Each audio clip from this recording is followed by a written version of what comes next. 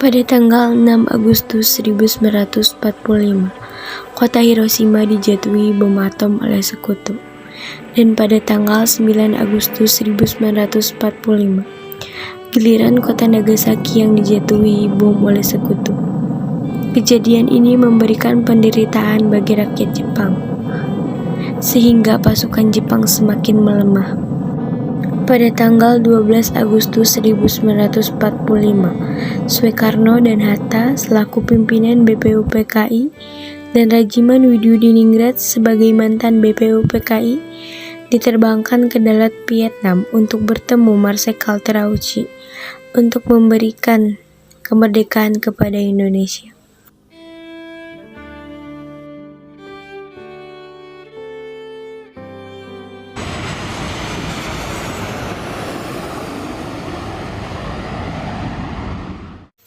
Pada tanggal 15 Agustus 1945, para pemuda mendesak golongan tua untuk memproklamasikan Indonesia gagal. Para pemuda lalu melaksanakan pertemuan di Jalan Cikini nomor 71. Mereka lalu sepakat untuk menculik Soekarno dan Hatta dan membawa mereka ke Rengas Dengklok. Bung Karno.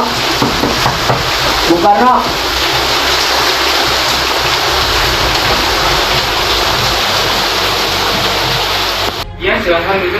Tidak, terima kasih. Terus kalian datang sini untuk apa? Anda harus ikut kami ke Rengas Dengklok. Kenapa kalian harus bawa aku ke Rengas Dengklok? Karena itu sudah menjadi kesepakatan para pemuda, Bung. Kami akan membawa Anda dan Bung Hatta ke Rengas Dengklok.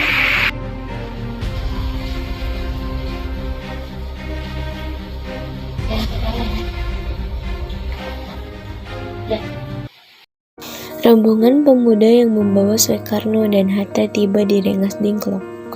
Bung Hatta telah sampai terlebih dahulu sebelum Bung Karno. Keduanya dibawa ke sebuah ruangan di dalam rumah Jiao Kisong. Sebenarnya, apa mau kalian sampai-sampai kami dibawa ke sini? Kami hanya ingin Anda dan Bung Karno segera melaksanakan proklamasi. Lah, untuk proklamasi. Bung Karno, Hatta, oh kamu ada di sini? ternyata kau sudah di sini. Ya, mereka membawa aku kemari bersama Fatma dan juga Guntur. Iya benar. Sukarni, kami dibawa ke sini. Begini Bung, saya ingin kalian berdua segera memproklamasikan kemerdekaan Indonesia. Jepang sudah menyerah. Begitu percaya pada kabar itu kan, Jepang pasti akan memerdekakan kita.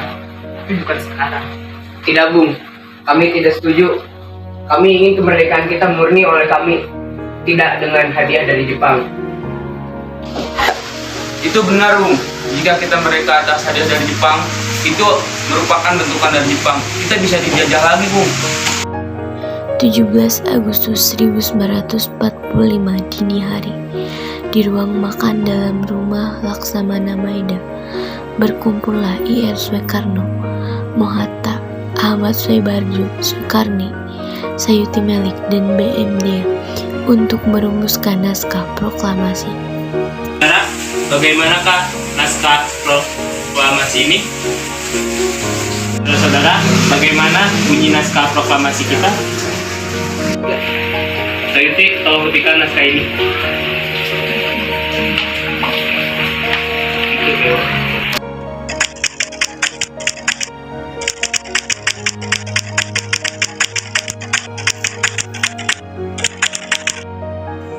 Sayuti masuk membawa naskah yang sudah diketik dan memberikannya pada Soekarno.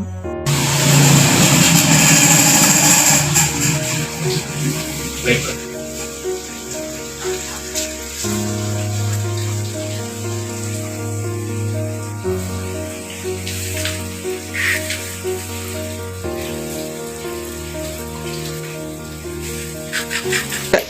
Ya, tolong perbanyak naskah ini dan sebarkan ke seluruh Indonesia. Siap, Bung.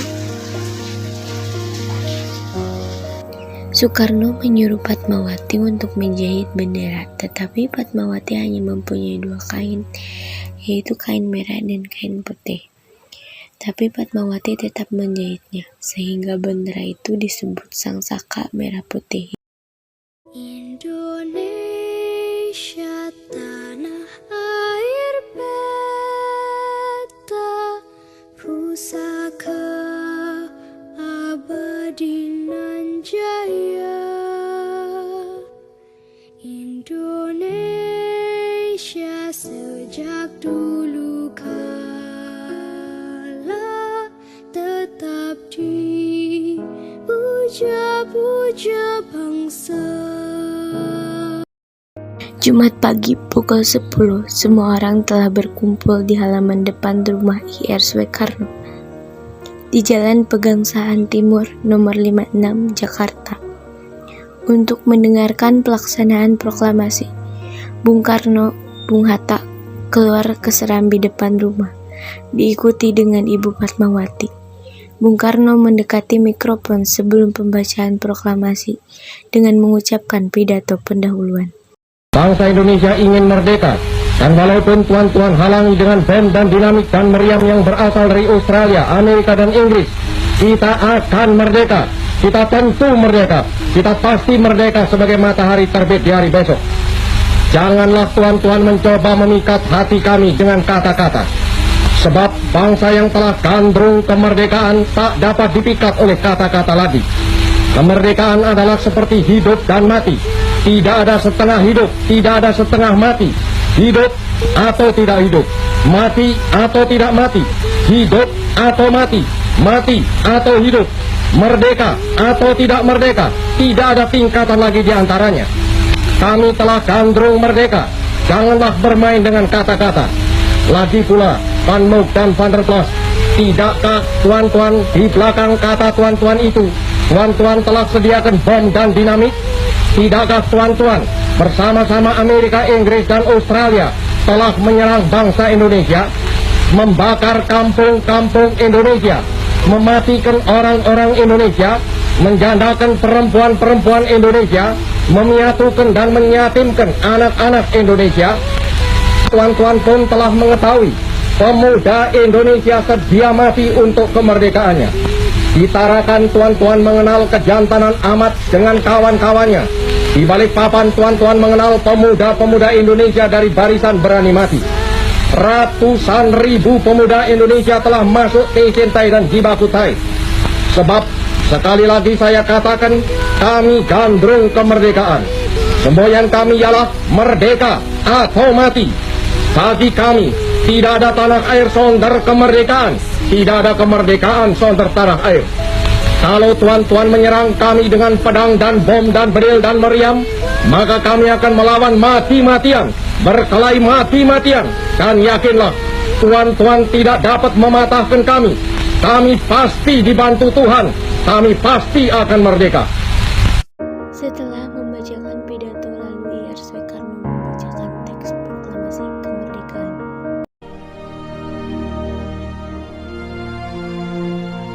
Proklamasi.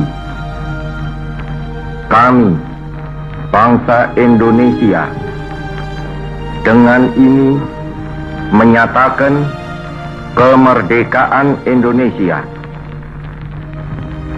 Hal-hal yang mengenai pemindahan kekuasaan dan lain-lain diselenggarakan dengan cara saksama dan dalam tempo yang sesingkat-singkatnya.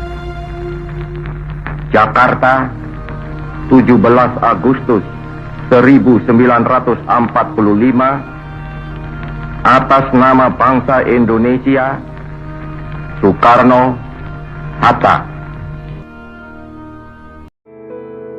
Peristiwa proklamasi tak berlangsung lama, namun peristiwa itu telah mengubah segala sendi kehidupan bangsa Indonesia. Peristiwa proklamasi kemerdekaan telah jadi momentum perjuangan bangsa Indonesia. Lika-liku permasalahan berujung pada yang manis. Perbedaan pendapat menjadi suatu kekuatan yang padu. Bangsa yang satu, Indonesiaku. Oleh karena itu, Kita sebagai generasi penerus bangsa harus berprestasi dalam rangka mengisi kemerdekaan tersebut, bukan malah menodai.